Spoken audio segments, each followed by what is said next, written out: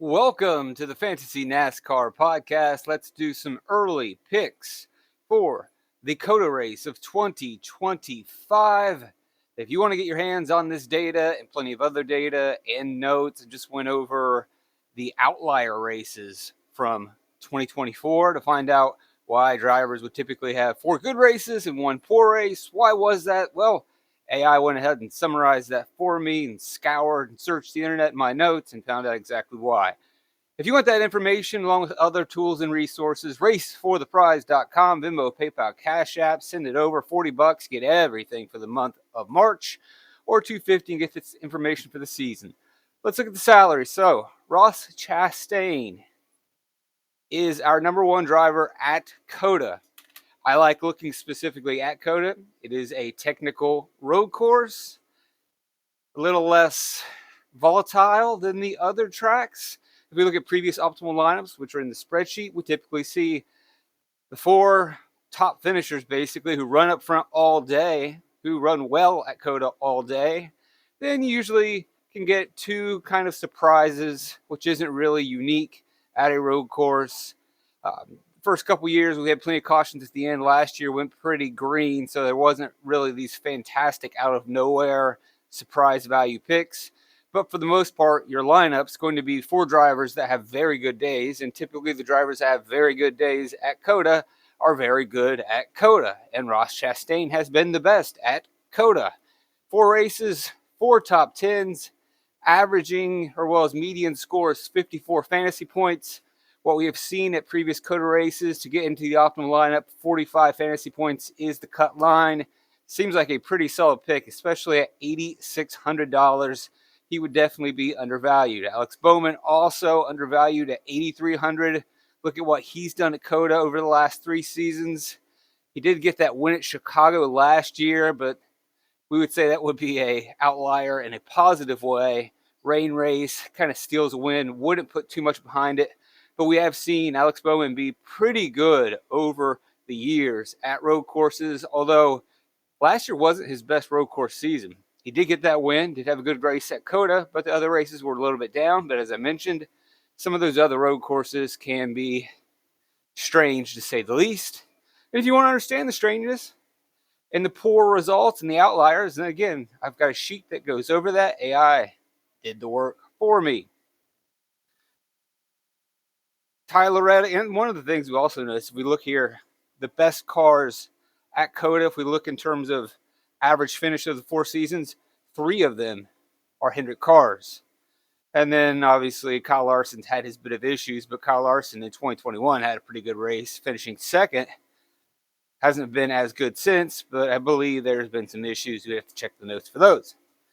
Anyway, so Chastain, Bowman, no surprise. Reddick, you have to pay for him. But again, 3 top 5s. Does have a win at COTA. 38 fantasy points because of one kind of bringing him down here, this 27.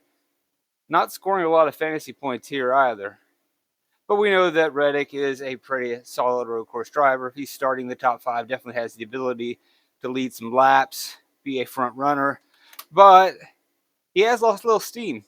Kind of like Chase Elliott when we switched over to the Gen 7 car. Hasn't quite been as good with the latest iteration of this vehicle at the road courses as he was in previous models.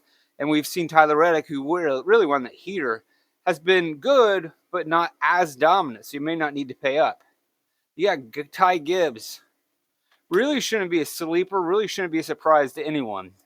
And I've mentioned this on previous podcasts that these young drivers are entering a road course era that's different than any other.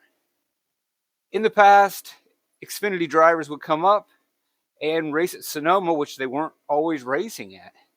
And then they would race at Watkins Glen, a track where the veterans had been racing for years in a Cup car.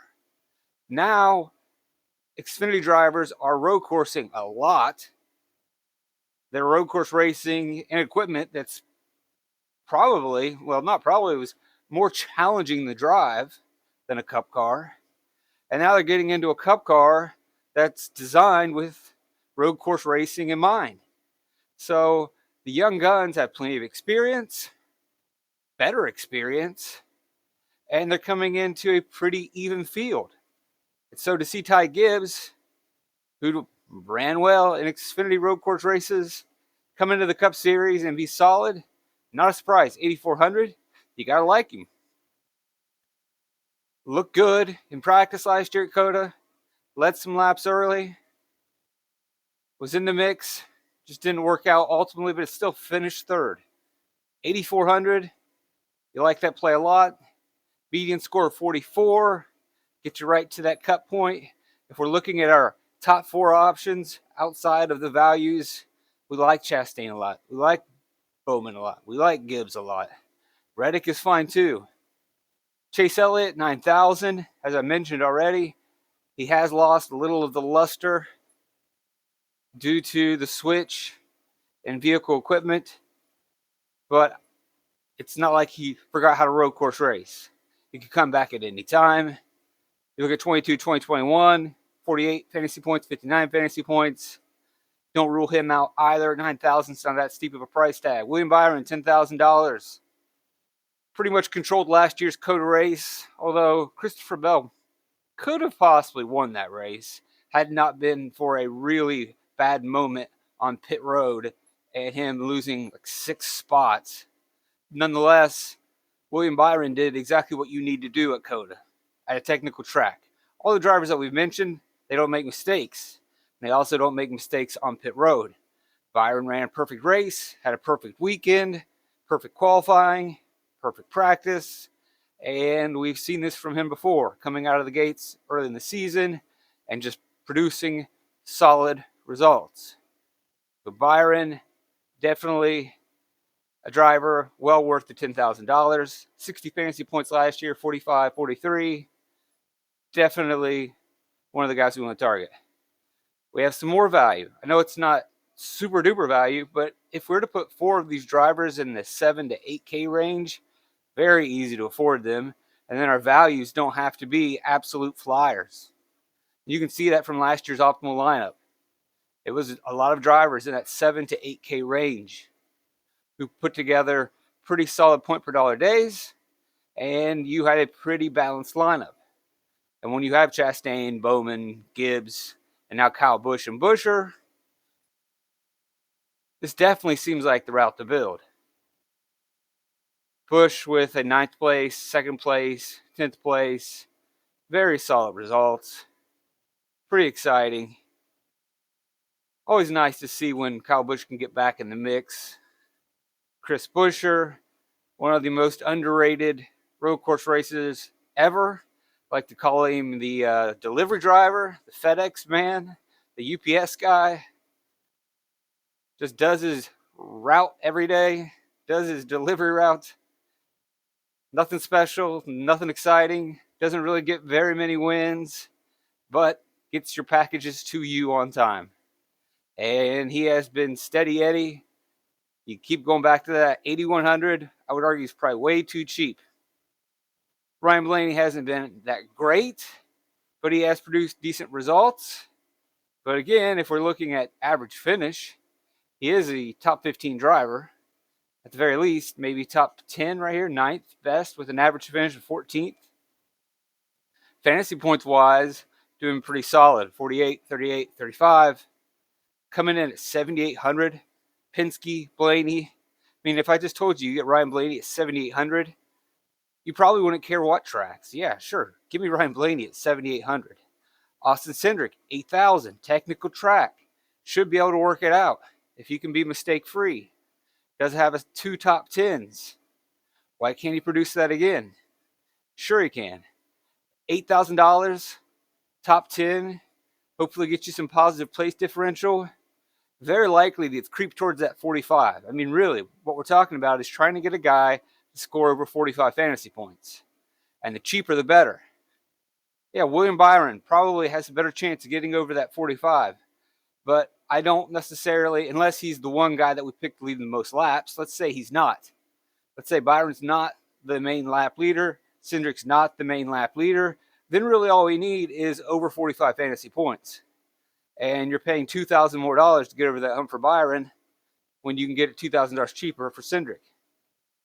Hamlin's been just okay, but at 7,100, definitely going to be a worthwhile play, especially if his qualifying is not that great. Don't love it, but he has been consistent.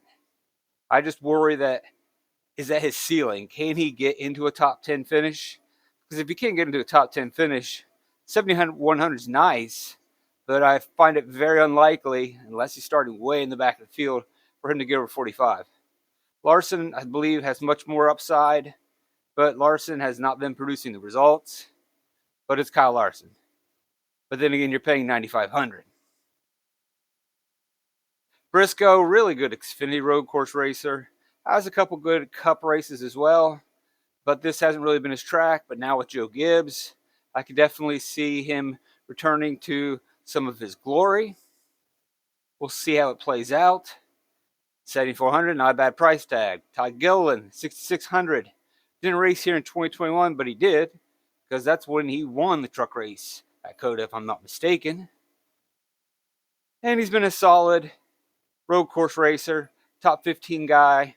Front Row Motorsports always puts together some pretty good road course results. Now, they may take a small step backwards with not having Michael McDowell around, but anything that they have learned in the past, they're going to remember. It's not like Michael McDowell is adding too much more information every single season. Sure, it would be nice to have him as a teammate to lean on during the weekend at qualifying and practice, but I would believe that Front Row knows what they need to do. They understand setups, and that it's not too much of a loss not having Michael McDowell in the pits. McDowell switches over to Spire, and I could see him sliding back a little bit in terms of performance at the road courses if Spire isn't quite producing the road course cars that the Front Row Fords were. We don't know really how much that will play in, but we'll get a pretty good idea after looking at practice and qualifying. And if you go to racefortheprize.com, get the Fantasy NASCAR spreadsheet, you'll be able to see every single lap speed from these drivers, all the lap-by-lap data, and that'll help you identify some of the drivers you like. Logano 7,200, worth consideration. Bell, it's been up and down, but really we're trying to win a GPP, so you're definitely going to chase the up, and he definitely has the up at 9,200. AJ Allmendinger, same situation. It's been up and down. He suffered mechanical failures, got into wrecks, had issues over the years, but when he does things right, he definitely can master a technical road course. And at 8,900, same as Christopher Bell at 9,200, they're going to fit really well into that balanced lineup. And you'll have a really good idea during practice if they have enough speed. And if you look at the practice data from the 2024 season and look at the results for the COTA race, the drivers that were fast in practice were the drivers that finished up front and were ultimately the drivers that scored the most fantasy points. Logano ended up in that optimal lineup. He had speed in practice, but had an issue in qualifying. I believe he got a lap disqualified that forced him to start in the back and became a pretty chalky play. And I imagine we'll probably see a little bit of that this year with guys cutting the course or whatever happening during qualifying, costing them one of their laps. Then they've got to run another lap, and that lap is nowhere near the speed they need as the tires have worn down or they run into traffic. And thus they start in the mid-20s or even further back when they should be starting in the top 15 or if not the top 10. So keep your eye out for that. Again, Logano, optimal last year, fast in practice, but had a qualifying issue. Zane Smith does have some road course racing wins in the lower series. 37 fantasy points last year. Teammate with Todd Gilliland, like him as value picks. Now, Austin Dillon, pretty good results here the first 2 years. RCR has had some really good road course racing cars. I mean, even going back to when Reddick was in this car. Now Busch is in the car. Dillon always kind of been decent at, another technical track in Sonoma. So you could possibly see Austin Dillon surprise some people. Last 2 years, not so good. But it is a racetrack where I think Dillon could pull this thing off. And at 5,900, we might not need to go there, though, if we've got these 7 and 8K drivers, if they look good in practice, we may not need this savings because the salaries are just not that high this week. So I think Dylan has a shot, but I don't know if you need to go there. Jones, I don't think I need to go there. SVG at 9,800. Absolutely going to be worth consideration. Anybody else down here that I really am thinking about? As for the drivers that we mentioned here, we really just need to see how practice goes, and you're probably more than likely playing the hope that there's a caution at the end. Stenhouse had that 7th place finish at COTA in 2023, but that race ended with a bunch of cautions, which could happen. And if you're banking on that happening, then sure, you can take some of these cheapies, but you might not need to. I mean, you would take a cheapie if there just isn't any value on the board and they offer a ton of place differential. Otherwise, if there's chaos at the end, you're still going to end up with a balanced lineup of 7 to 8K drivers. I think that'll do it. If you'd like to get access to the Fantasy NASCAR spreadsheet, raceforprize.com. Trip to Light's fantastic.